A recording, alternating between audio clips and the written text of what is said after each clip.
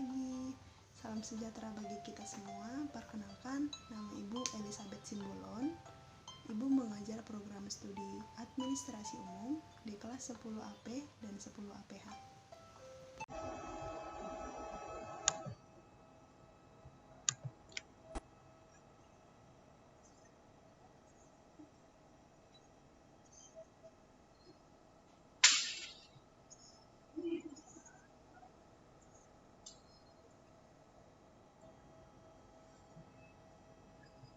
Kita akan memulai pembelajaran hari ini mengenai administrasi umum. Bab 1, mengenal administrasi dalam organisasi. Pengertian administrasi. Apakah kamu sering mendengar istilah administrasi?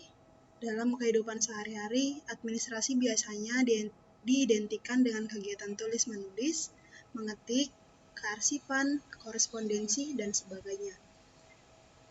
Pengertian administrasi secara etimologi berasal dari bahasa Belanda, yaitu dari kata administrati, yang berarti kegiatan yang mencakup ketatausahaan dan manajemen sumber daya. Ada pula yang menyatakan bahwa administrasi berasal dari bahasa Inggris, yaitu administration, yang bermakna kegiatan dalam setiap usaha kerjasama untuk mencapai tujuan. Berbeda pula konsep administrasi dalam bahasa Latin, yaitu ad dan ditambah kata ministrate, di mana kata ad berarti kepada dan ministrate berarti melayani atau mengabdi. Sedangkan pengertian administrasi menurut beberapa ahli, diantaranya sebagai berikut. Yang pertama ada Sondang P. Siagian tahun 2012. Dia menyatakan bahwa administrasi merupakan keseluruhan proses kerjasama antara dua orang manusia atau lebih yang didasarkan atas rasionalitas tertentu untuk mencapai tujuan yang telah ditentukan sebelumnya.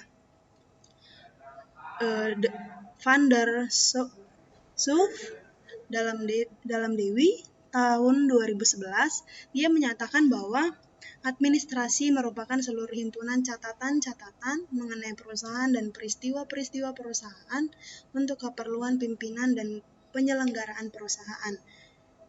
Yang dikemukakan oleh William H. Newman tahun 1951, dia mengemukakan bahwa administrasi sebagai pedoman atau petunjuk kepemimpinan dan sekelompok orang untuk mencapai tujuan bersama. Berdasarkan penjelasan tersebut, yang sudah dijelaskan tadi, kita ambil kesimpulan bahwa administrasi adalah proses pelaksanaan kegiatan yang dilakukan oleh dua orang atau lebih secara bekerja sama untuk mencapai tujuan.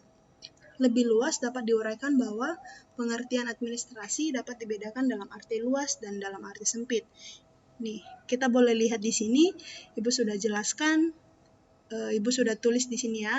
Administrasi dalam arti sempit itu didefinisikan sebagai kegiatan catat-mencatat, surat-menyurat, pembukuan ringan, ketik-mengetik, agenda, dan sebagainya yang bersifat teknis ketatausahaan atau clerical work.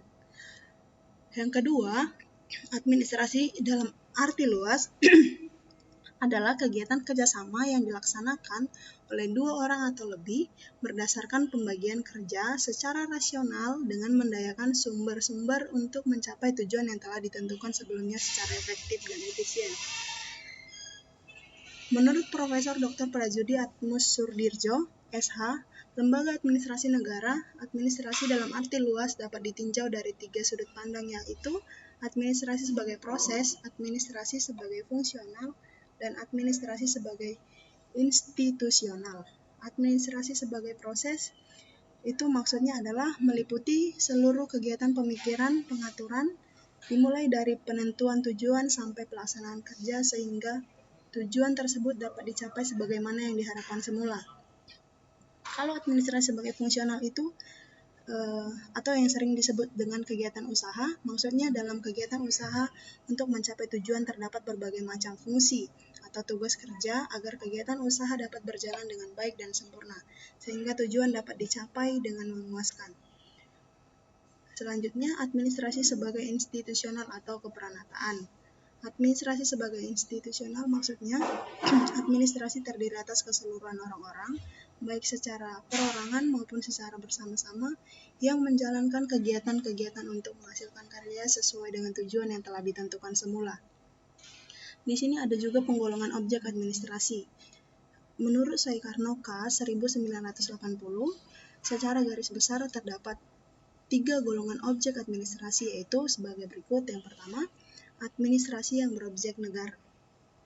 Administrasi yang dilakukan untuk mengatur urusan yang menyangkut kepentingan-kepentingan umum suatu negara. Administrasi berobjek negara meliputi administrasi pemerintah negara dan administrasi perusahaan negara. Sebagai contoh, Ibu berikan seperti yang pertama itu ada manajemen, kedua administrasi kepegawaian, ketiga administrasi keuangan, keempat manajemen kantor, kelima kepemimpinan, dan keenam filsafat administrasi. Administrasi yang berobjek niaga itu di sini sudah bisa kita lihat sama-sama ya. Kita baca, administrasi niaga atau swasta merupakan administrasi yang menyangkut kegiatan dan tindakan swasta yang tujuan utamanya untuk kepentingan sendiri atau golongan. Administrasi swasta meliputi administrasi niaga dan administrasi non-niaga. Apa sih administrasi niaga itu? Administrasi niaga itu yang bersifat privat atau sering disebut dengan rahasia gitu ya. Itu meliputi manajemen. Yang pertama manajemen, yang kedua manajemen produksi, yang ketiga hubungan industri, dan pendidikan bisnis, dan sebagainya, masih banyak lagi ya. Oke, yang dimaksudkan dengan administrasi non-niaga itu apa sih? Administrasi non-niaga itu adalah administrasi dalam sekolah swasta, rumah sakit, pondok pesantren, dan rumah tangga. Untuk administrasi yang berobjek internasional, ini kita boleh baca sama-sama, menyangkut kegiatan dan tindakan yang dilakukan oleh organisasi-organisasi internasional untuk memenuhi kepentingan negara-negara anggotanya.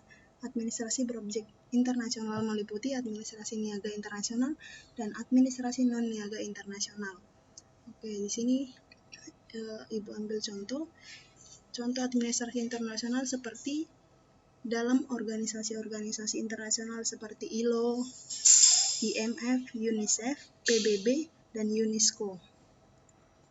Oke, sampai di sini dulu pembelajaran untuk administrasi umum. Kita lanjut di pertemuan berikutnya. Terima kasih.